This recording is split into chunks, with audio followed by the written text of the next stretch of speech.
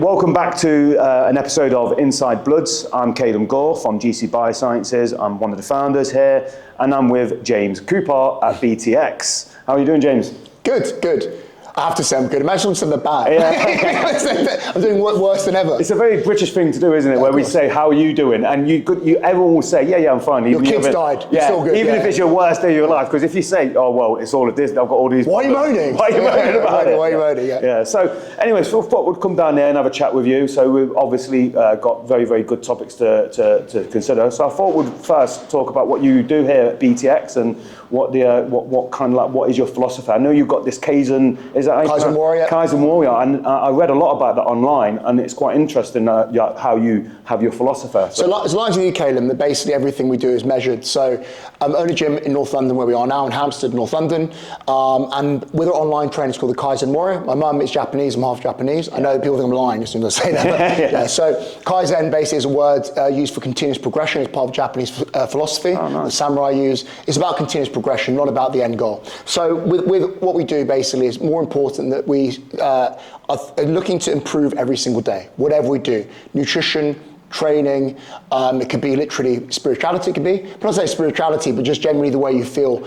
But it goes in line. We're not literally just doing that. We also measure everything as well. So how do you know if you're getting better if you're not measuring? Exactly, and this is the core theme for me as a scientist, to be able to measure and analyze data so you can make progress. And I know you've got a clinical nutrition degree from King's College London, so you're not just a really good strength coach, you're also a nutritionist, and you obviously put that into your programs for your online clients and as well as your physical clients at BTX. I think a lot of people nowadays, the thing is, Calum, what they'll do is they basically will there's so much nonsense. To be honest, there's not a lot of nonsense. I think it's very, look, if you're a health professional, whatever it may be, a doctor, whatever it is, you don't want to put down other people in the industry because it's really important not to. I think it looks unprofessional. However, a lot of people are putting out nonsense information. I think the biggest thing in the fitness industry are people that are not qualified, are putting out nonsense information. But even remove that, what they're doing even worse than that is they're projecting their own mental health issues onto other people as well, when it comes to food in particular.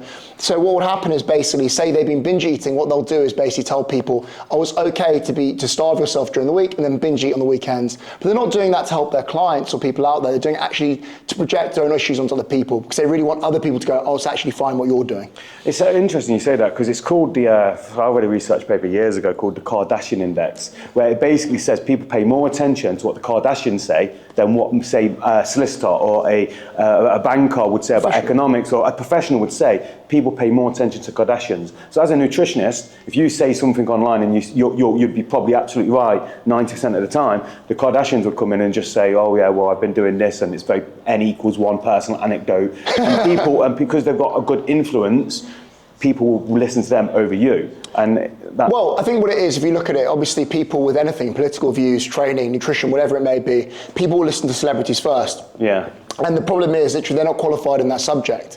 Right, there's nothing wrong, literally, they're going to have big influence. The issue is, the more sensationalist you are online, so say you say some massive claim, whatever it may be, people go, Calum, that's the reason I'm not in shape. It's because I'm not drinking this tea. Or it might be literally, oh, it's because I'm eating carbs, that's why I'm fat.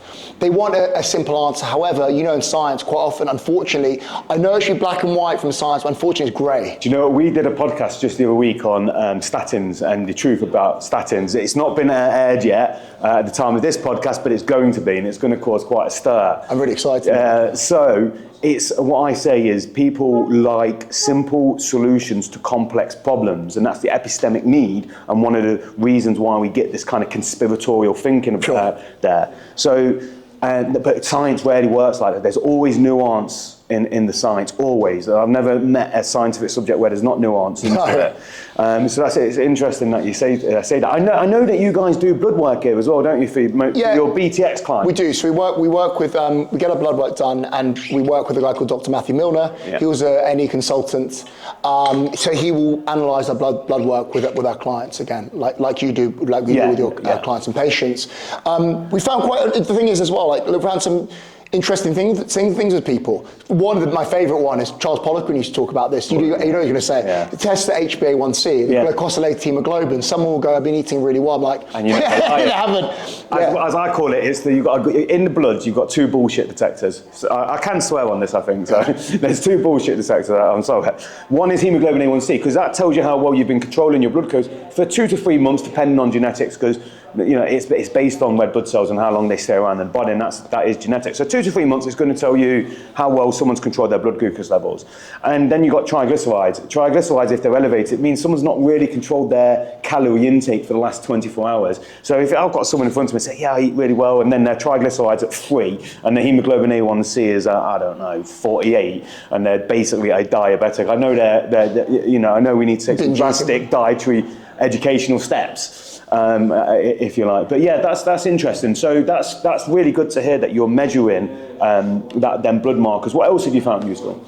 What else have you found useful? I think that realizing as well, there's not one way to do things, because I know people want to hear a bespoke program. The truth is, most people, I'd say 60-70% have an idea of how to eat, but really they need accountability to someone, PTs, and a team that actually care about them. And that isn't to sell on this at all. Basically, you need someone that cares. Yeah. That's the biggest thing that keeps you accountable. I really think that's, I reckon, and I've touched on this before in previous podcasts, I think personal trainers and nutritionists are underutilized resource in this country to fight the obesity epidemic and the diabetic epidemic that we have, which costs the NHS billions. So it's last year we spent £5.4 billion just on diabetes care alone, and that's not considering the diseases that offshoot from diabetes. Like heart disease. Then it's over 20 billion.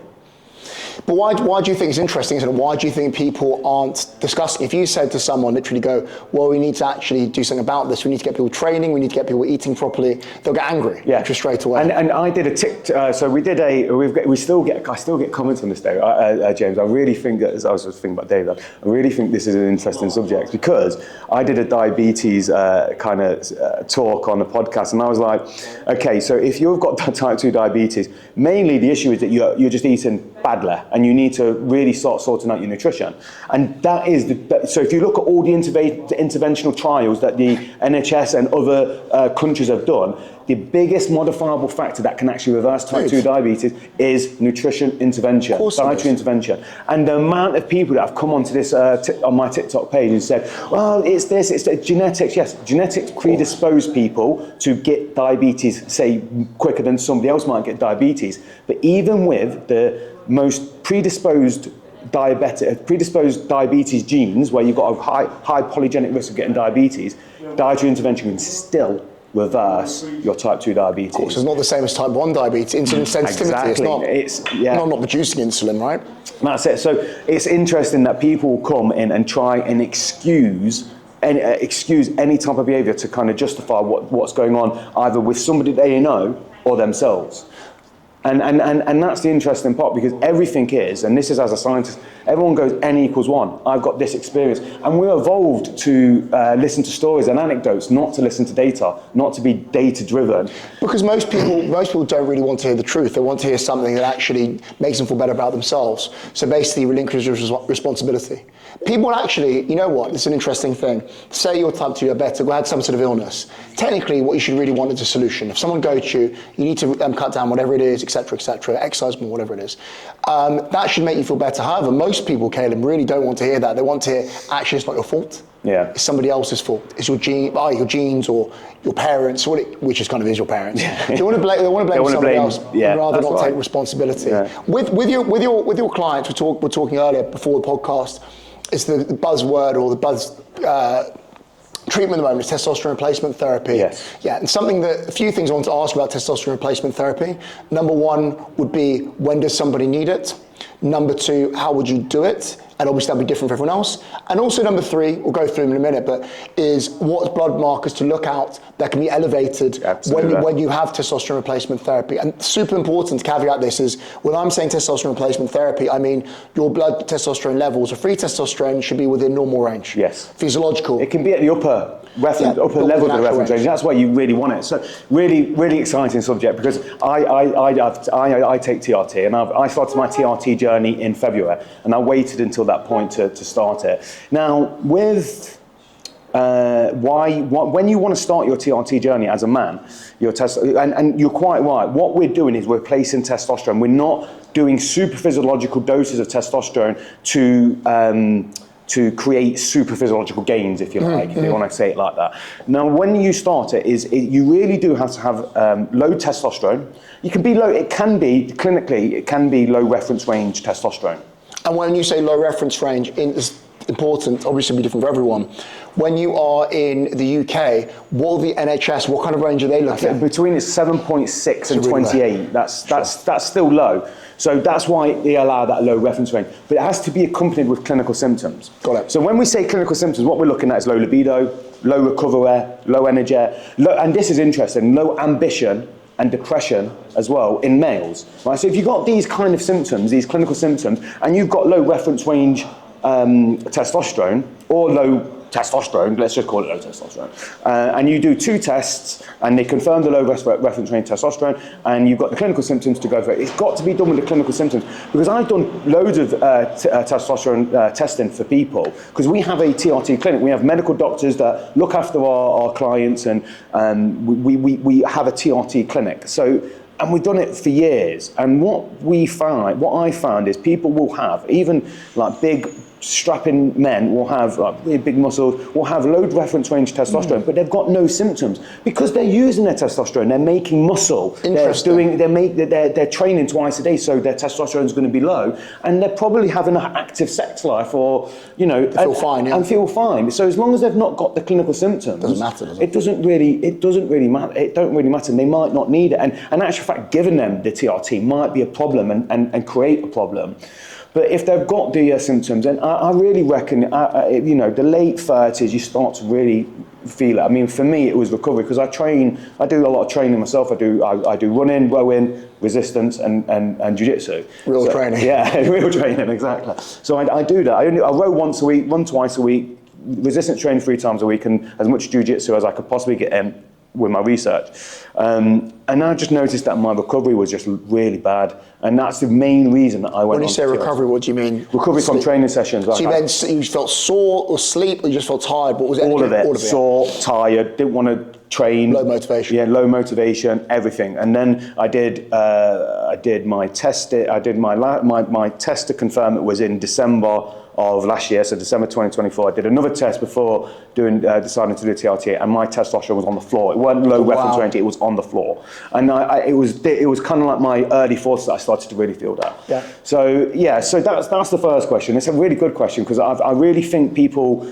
And what we want to do at GC Biosciences is help people actually get access to the appropriate TRT at the appropriate time with the appropriate care and attention. And how I do it is I actually do subcutaneous injections with testosterone cypionate. Or even blood levels, right? So even out the blood levels more, because what will happen is if you do jab it into a muscle, there's obviously a high blood diffusion to the muscles. So it spikes it up, and then hypothalamus in the brain picks that spike up, and it might go, I'm going to convert that, because that's a lot of testosterone. So I'm going to convert that to DHT and estrogen. Estrogen, yeah. Right. So and that's not the best. We don't want that. So I like to do it. There's not loads of evidence, but there is some evidence showing that this might be the better way to do it. And I just subcutaneous straight. It's painful as well. Yeah, much better. If you do it right, so I have a good routine. Professional, warm thing. Yeah. I look forward to Monday and Thursday mornings. So that's. So you're doing a subcutaneous twice a week rather than every other day. Yeah, and I've worked out the perfect dose for me, because I make sure I don't ever allow it to go over 32, which is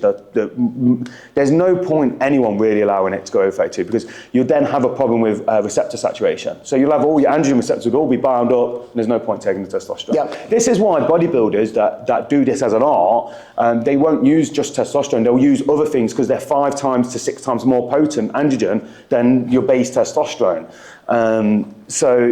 But what I want is, I just want to be healthy. I'm not trying to look any different. I want recovery. I want ambition. I want to I want to keep my ambition going through the rest of my life. I want to be at this top level that I try to maintain. So yeah. What are the things you look for then? So that's the other question. So what are the things you see get elevated? I mean, one of them is estrogen, of course. That the more adipose tissue, the more of your testosterone. You'll make. So one of the things. So the first thing that we'll look for in the. So if we do a testosterone test, we have to do a complete blood work first, because we've got to make sure that the person's healthy. Okay. So we do everything, and we have a doctor look at it, we have a doctor examine the person, and everything gets squared away. And then we're looking for low reference range testosterone, we're looking at sex hormone binding globulin, albumin, so we can work out free testosterone. Because free testosterone as a analyte in a lab is very, very, it's not really that sensitive and specific. So it's better to work out it through a calculation. You're looking at follicle stimulating hormone, luteinizing hormone, estrogen, DHT, prolactin. You're doing the whole array to make sure everything's right before you say... Put something else in. Yeah. Exactly. So then when you're monitoring, what you really want to do is you actually want to actively monitor at the start of the program. Because if someone's testosterone naive, as I call it, from exogenous testosterone, then you've got to kind of watch what goes on. Because when I first started taking it, it was kind of like, sometimes it hit like adrenaline, like I'd feel like really energetic. Interesting, okay. Yeah, and I don't know why that was. It just How many milligrams testosterone NFA do you take? So this is another thing. When I do speak to people about, I'm taking this amount of testosterone, say, and you probably had this as well, so people say, take 0.5 ml. 0.5 ml of what? Mean anything. Yeah, it could mean 0.5 ml. So you've got some like undecynate, testosterone undecynate, which comes as 1,000 milligrams per ml, and you've got testosterone, cypionate, and enthanate that can vary from 200 to 300 to 600 more. Yeah. So I take 200 milligrams of 200 milligram per ml. That comes in a 10 ml vial, so it's actually 2,000 milligrams per 10 ml, and I take 0.24 mil per week, which works out to be somewhere in the range of, basically I'm getting about just under 100 milligrams per week. Okay. And I'm doing HCG therapy with it as well. I was going to ask you that next. I was just about to say you have to watch it with HCG, and this is where it comes. What's it do with this? So HCG acts like luteinizing hormone in the body for men. It'll go down. It mimics it and goes down, tells the testes and it tells the Leydig cells to start releasing testosterone and doing all the other good things like spermatogenesis and all that. So it does that. However, what you really want to watch with it, because it increases all sex hormones, it will increase estrogen as well in men, more so maybe than testosterone even does. So you have to keep an eye on that just to make sure that you're not... And how many IEs would you do that every other day, I'm guessing? I do that twice a week. I just twice a week, okay. Yeah, you can do that, you can push it, but because I know my testosterone levels and everything else as well is perfect for me, I maintain it between 28 and 32. As long as I don't go over that, I'm happy. So, Sure. Yeah. So it's 250 IU twice a week. Got it. Okay, yeah, of course. Yeah. And it's just funny, I think there's a lot of people out there doing testosterone replacement therapy. They're not really doing testosterone replacement therapy. Not that I'm against it. You're doing a steroid cycle when people start taking really large dosages. Sorry. Yeah, I was going to say what people just need to do, make sure they're doing is checking their blood work. This is the most important thing, because if you just said it earlier in the start of the podcast, if you're not testing, you don't know. You don't know what's going on. You don't know. You have no idea. It could be a genetic outlier that reacts really badly. It could be a genetic outlier that, whatever it may be, it doesn't matter. You have no idea. You could be one of those people that. Well, as you know, people don't metabolize that testosterone the same. They're really completely different. So they'll have completely different responses. Yeah, and that's what we want to see in the blood work. It's just best to test. And so that's pretty much what we look at. We're looking at all their markers, and we do a high amount of testing at the start, and then when we get that person settled, we'll do a test every 6 months for them. When you started jiu-jitsu, how long ago was it now? I started jiu-jitsu. So I wouldn't ask. Yeah. So I know because you're a big guy with the jiu-jitsu. So I started jiu-jitsu at First Legion under my friend, and he's the professor there, Jamie McManus, and George McManus, his son.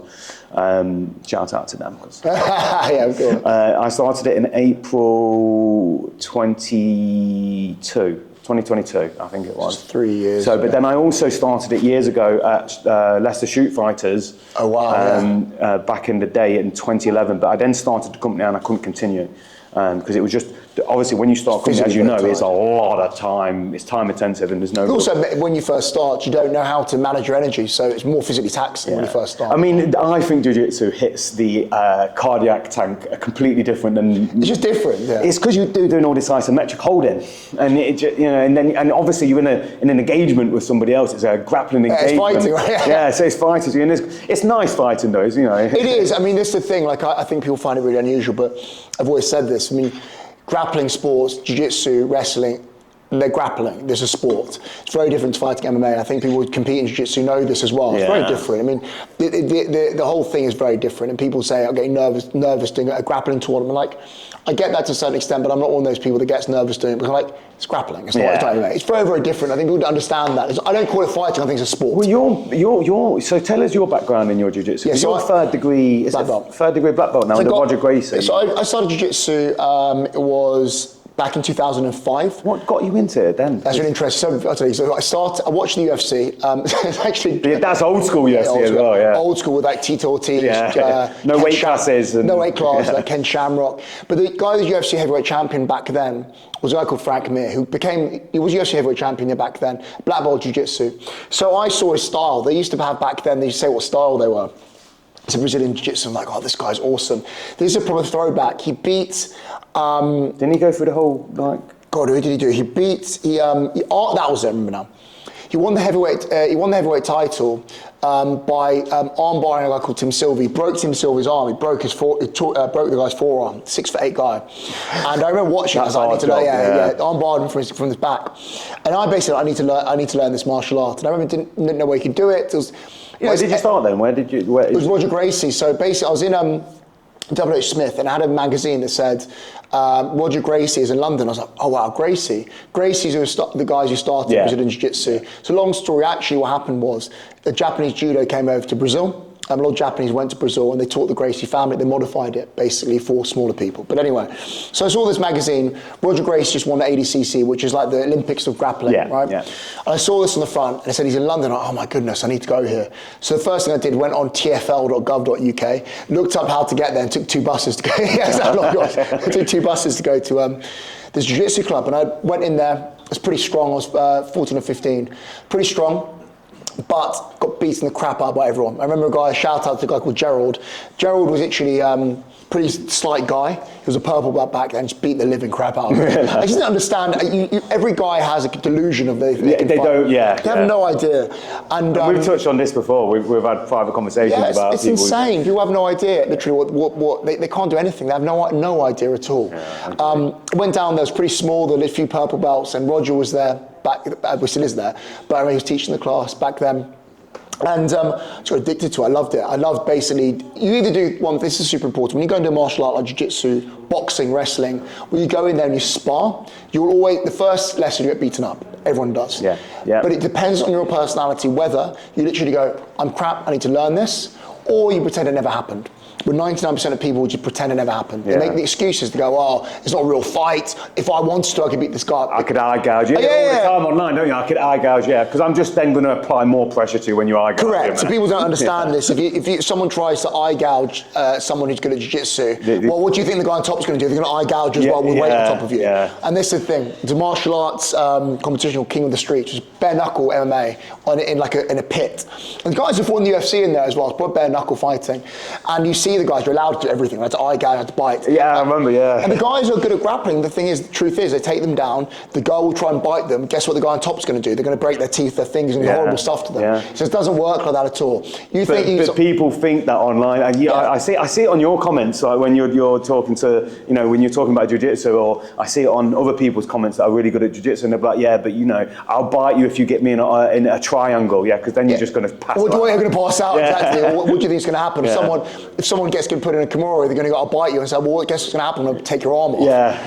It's a weird thing. People don't like to admit, because the hierarchy for men, we all know this, is factually to earn money, education, and to be tough. That just is. And we'll all lie and pretend it isn't that. There's a term for it. I can't remember the term now, where it is. It's like a delusion. I can't remember what the exact term was, but it's basically delusional thinking, isn't it? Where it's Dunning-Kruger effect. So you have that with you have that with fighting as well. People, the less competent people are, they think they can really fight, and then you start it. So in my jiu-jitsu journey, I was so bad, and then I went down in the Dunning-Kruger, and I was like, okay, so I know enough now to know that I'm really poor. I think I'm still there, Jim. You're gonna have that situation. At least I've got the situation awareness to know that I'm not good. I'm not sure I'm better. It's even worse. When he sounds delusional now, I just don't. I'm good enough to know that I'm shit. That's the first few lessons. So I went back there. I've been doing it for now 20 years. So I got my third dan black belt when I was It's come up to 4 years ago. So I'm going to get in 2027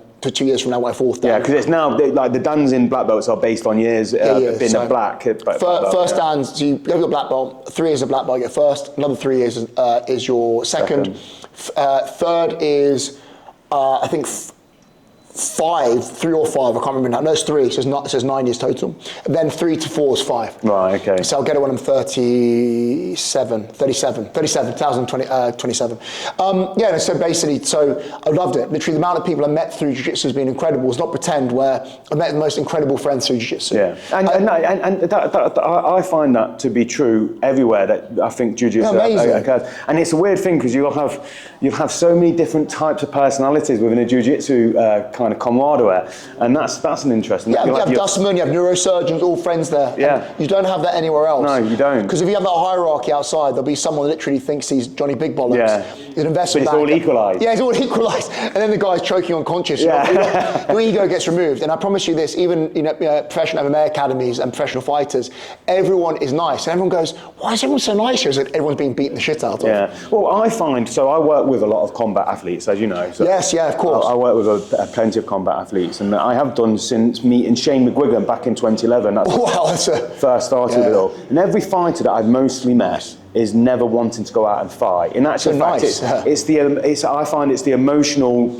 men that don't know how to fight that cause the most amount of trouble out in the streets. Whereas in the guys that actually know how to fight, they actually want to not emotional. The opposite. Sorry to interrupt you, but actually, when I understand this, professional fighters or the top level fighters actually not aggressive. Yeah. They're actually opposite. They're able to fight without aggression. Yeah, then that's controlled aggression. Yeah. Look at an example. Would be Tom Aspinall, who's UFC heavyweight champion. I always said this. So back in the day, Calum, the toughest person in the world was the heavyweight champion of boxing. Yeah, of course. Mike Tyson. Yeah. Back in the day, it was Muhammad Ali, etc. That was the crown jewel, right? But really now, the UFC heavyweight champion is the toughest person in the world. Absolutely. Right. And the thing is, Tom Aspinall. Look at him.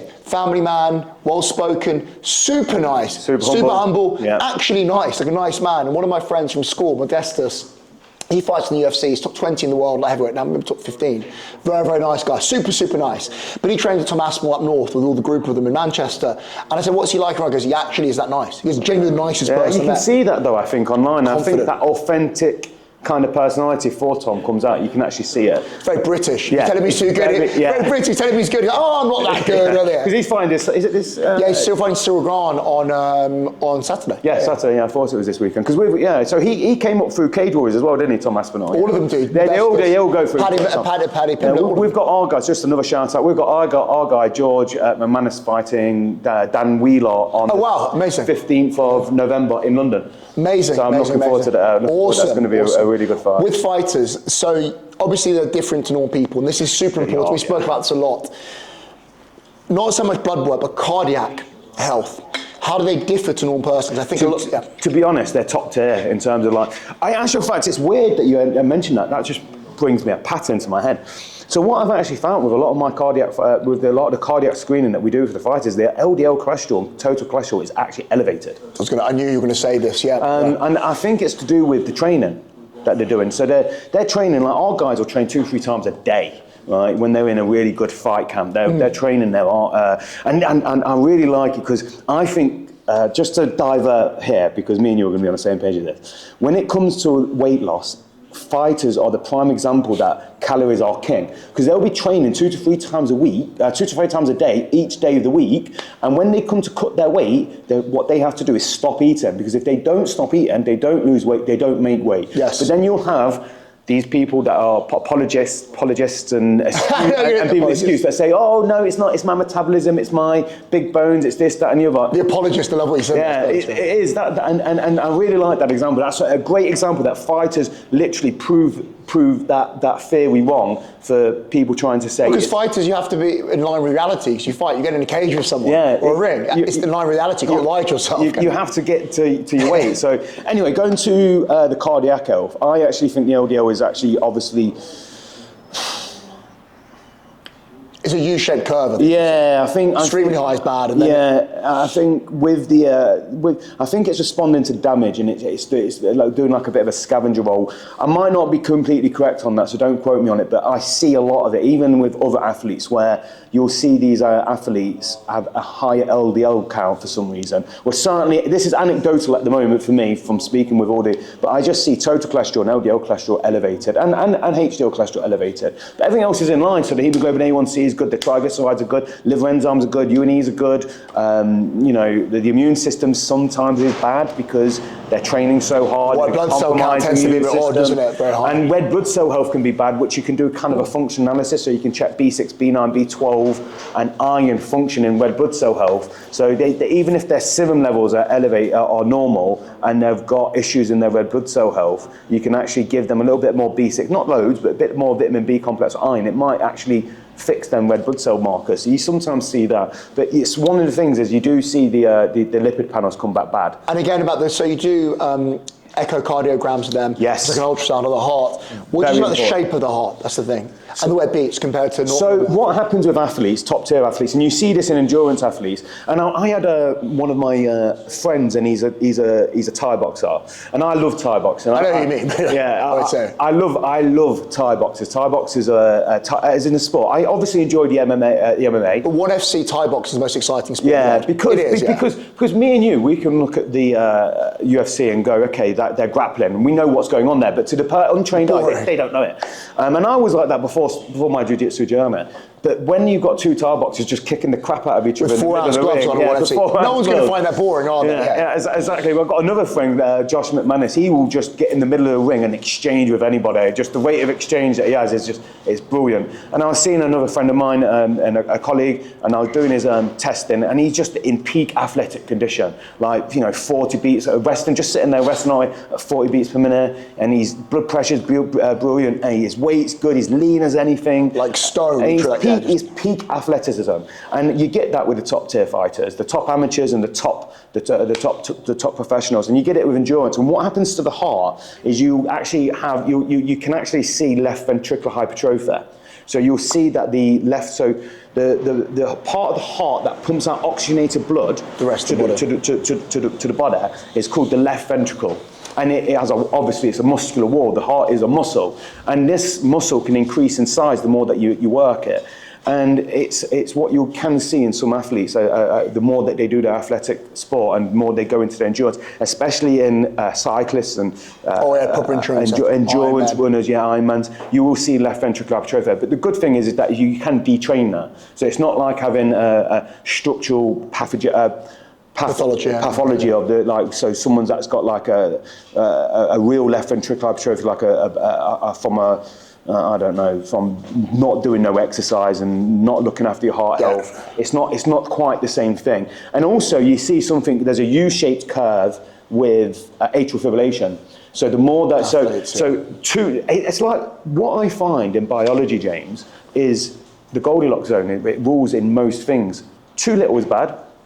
Too much is bad. Too much training is bad as well for your heart. This ultra endurance is bad, and I love it because I love the endurance events. I love running, and I'm going to have to bring my running down, or I'm going to be sacrificing my heart health. You eventually end up getting AFib, basically. Yeah, exactly. So I think. Can you explain to also the audience about the audience of probably 3 people watching? It's us two, and the camera watching again to edit.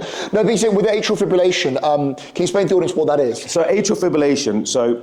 The heart works under electrical conductivity.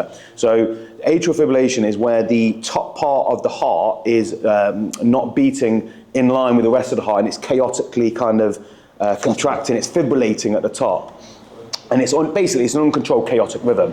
And it's actually quite common. It's the most common arrhythmia in the UK. It's the most common arrhythmia in the world. And most people, as they come towards the end of their life, will have atrial fibrillation. Yes, yeah. Because the atrial, the top part of the heart, that's what we call it, the left and the right atrial, they're going to have done a lot of work, and they're quite small.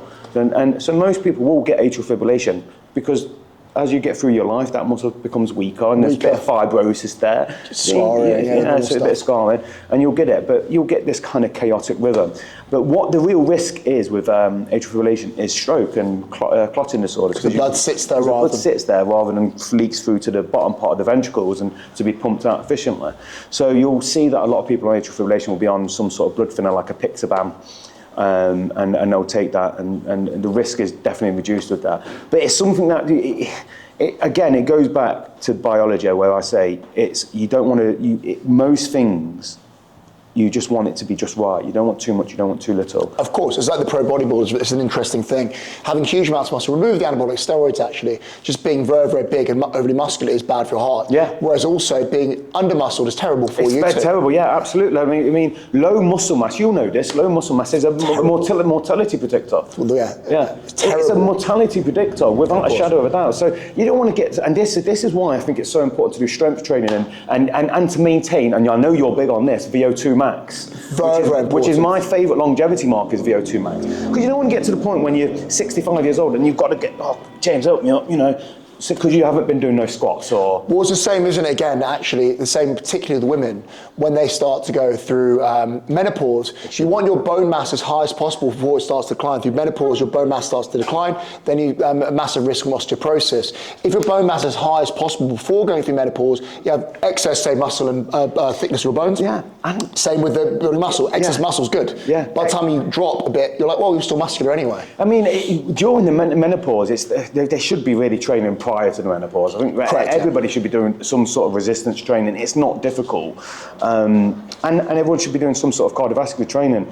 And I like to say this to people. When I was a kid, I used to go to school, I walked to school.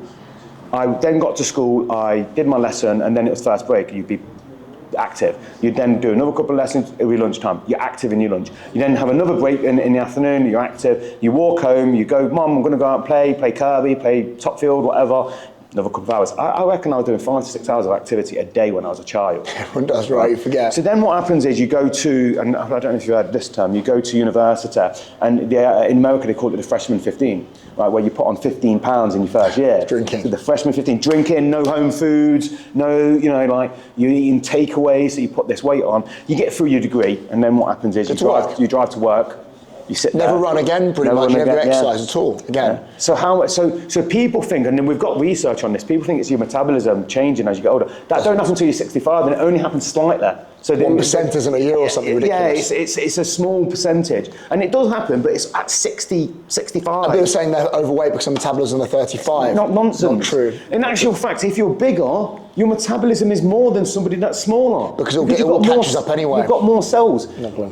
Metabolism is the chemical, the summation of your chemical reactions in your cell. That's the official term for metabolism. More cells, bigger cells, more chemical reactions. So you actually got a bigger metabolism. And as you know, if you've got that bigger metabolism, you can actually lose weight quite quick. And then yes, we get it with clients. And then you'll get that metabolism adjusting. Yeah. At the 40s, and then you have to go, okay, we're going to have to drop the calories again because they're smaller. Yeah, because they're smaller. The calorie deficits say those calories. This is the thing. People call this starvation mode. It's not starvation mode. It's just metabolism adjusting to your new weight. So what it is, examples, say someone comes in, they're 100 kilos, they're overweight.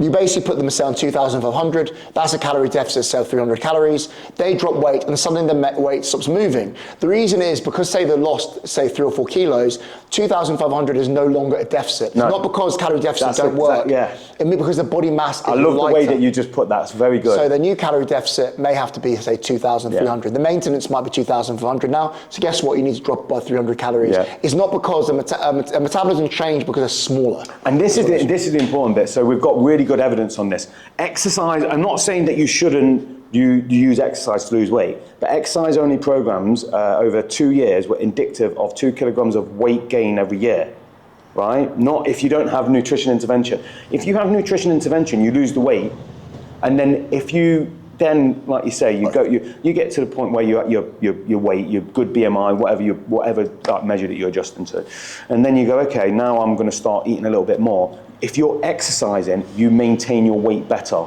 than if you're not exercising. So, and we've got really good trial data to show this. So, exercise doesn't work great if you're just using that to basically lose weight, but if you've got nutrition in that, it works really, really well together. However, when you've lost your weight, exercise is vital to help keep the weight off, to keep you at your leanest. That doesn't mean that you shouldn't, when you're in your weight loss journey, that you shouldn't be exercising. That's not what I'm saying, because there's a host of other benefits to exercise. Well, of course, yeah. But the interesting thing is, right, if you're someone that, say, just goes on a calorie deficit, but you're not lifting weights, what happens is your body takes from fat and muscle, right? Yeah, absolutely. If you're in a calorie deficit, but you're lifting weights, you're telling your body, I need to hold on to this muscle tissue, therefore your body takes away from fat. You definitely should be doing both. And what do people care about? They ask them this, they go, I don't need to lift weights. I said, okay, do you care about actually looking lean and athletic? Would you care your body weight? And they go, I want to look lean, have a six pack. I'm like, oh, there you go, so you need to lift weights. Why don't people want to be able to functionally lift themselves above a bar and lift weights? And well, they do. I think they just don't understand how to because that's what I think. Like, people want to look lean, but I'd want to be able to do my 5K in a good time. I would want to be able to bench X amount. That's what I look for when I'm going into the gym and thinking, well, I'm going to increase my lifts as much as I possibly can.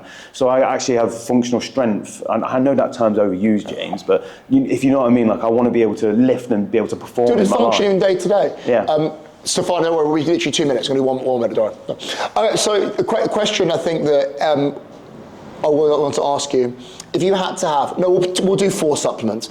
If you had to take, because I know three's going to be too difficult. Four supplements that everyone should take as a foundation. What should they be? So you're going to like this, because it's going to be Charles Poliquin's favourite all-time supplement. Vitamin D3 first, because in this country, it's impossible to get enough. It's impossible to get the right vitamin D3, and there's really good research to show that if you get your vitamin level over vitamin D3 level over 100, what happens is you suffer less infections, and if you do get an infection, you get less. The infection is less severe, and the duration of that infection is decreased, as well as all the other host of benefits like blood glucose management, obviously better bone health. There's a bunch of things that vitamin D3 does for you. So that's without a shadow of a doubt. And the best time, and I've been working with D3 since Charles Poliquin, and Charles Poliquin was the first biohacker, and Charles Poliquin gave me the idea for my business. So he's, I met him. I remember you around all those guys. Yeah, for a while. Justin. Still speak to Justin. So in 2008, I think I did my first biosignature course. That was the first biohacking course. That's what they call biohacking. God, of course it was. Yeah, he was the first one doing that. And a lot. Don't get me wrong. I'm not saying everything Charles said was right. A lot of it was. A lot of it was right, and it's all coming out now because he was ahead of his time. I know what you're going to say next is the next one that basically fish oil. Yeah. So fish oil. It's interesting though, with the fish oil, from a research perspective, definitely you need to have a good omega-3 intake, but not too much because it's actually been associated with atrial fibrillation. So if you go over 1 gram of pure EPA, it's 1 gram of EPA, and we know that because there was a pharmaceutical company that made 1 gram of EPA. What's it called? Sorry, I can't remember. Yeah, you got it. Pharmaceutical, just EPA. And there was I think that was associated with an increased incidence of atrial fibrillation. But at the same time, doesn't mean that you shouldn't. It's again that rule, going back to that rule. There's the Goldilocks zone actually reduces risk of AFib. Exactly. So without a doubt, then the next one, and I can't actually put these in a hierarchy. The next one's creatine. Right. I forgot about that. Actually, that could be, if you don't put in the hierarchy, but that's another one. Yeah. There probably is that order. I'll put third creatine, yeah. So creatine's so good that it's got such good cognitive benefits. And I think, like, they say 5 grams, but I think you can push it to 7 grams, especially for bigger people like yourself. More muscle tissue. Yeah, more muscle tissue. And especially for the cognitive effects, you might need a little bit more. So creatine, obviously, is the most researched supplement in existence. Yeah. Then my next one is beetroot juice. I take it every day. Yeah. I take the shots, what they call beet it. Yeah. So I take the juice, so I don't mind the shots, but I get the cartons, like Leah James, whatever it is. Yeah, 250 mils of that straight. It's not nice. I'm not a fan of beetroot, but I like the benefits of it. And in actual fact, there's good research trial where I think it was compared against metoprolol, propranolol, a beta blocker. It's a beta blocker, and it showed just as good controlling blood pressure, but only for about 4 hours. So because it didn't have as long as a half-life. But still, it's incredible. It's incredible, yeah, it's incredible. Right? So there is my 4 real nice evidence-based supplements that work really, really well. That I would say that even if you don't have your blood work, don't go over 4,000 IU of vitamin D3 a day. Take it at dinner with fat because it's fat soluble. But don't go over 4,000 IU unless you're testing. Yeah. If you're not sure, it's always test anywhere, but 4,000. Yeah, 4,000 is okay and probably most likely safe. Creatine 5 to 7 grams a day. Fish oil, 2 grams total. Yeah, 2 grams total. Make sure it's not over 1 gram of EPA. And then beetroot juice, you could do, get the beet it. Either get the shot or get like a 250 carton, 250 mil of that, and then that's that. There's another one I was going to say in there as well. From looking at it, what I'd actually, I only want to add, but actually it's not. This is not always. This is dependent on the situation. Is a high quality probiotic. Yeah. But the only thing with probiotics is depending. You should get your gut tested and see what you're actually lacking in. Because I know you've got this. Do you know? We'll do another podcast. Oh, we need to talk about this. Yeah, we do. But we'll have to do that another time because I'm big into gut health, as you know, and you've had your gut health journey. We'll touch on it here. Basically, I had gut health issues. I got my gut health checked at Precision Wellness in the UAE, who I work with, and Calum works with too. They did a gut health test. Good guy. And I had, brilliant. And I had quite a few bacteria that I was very low in.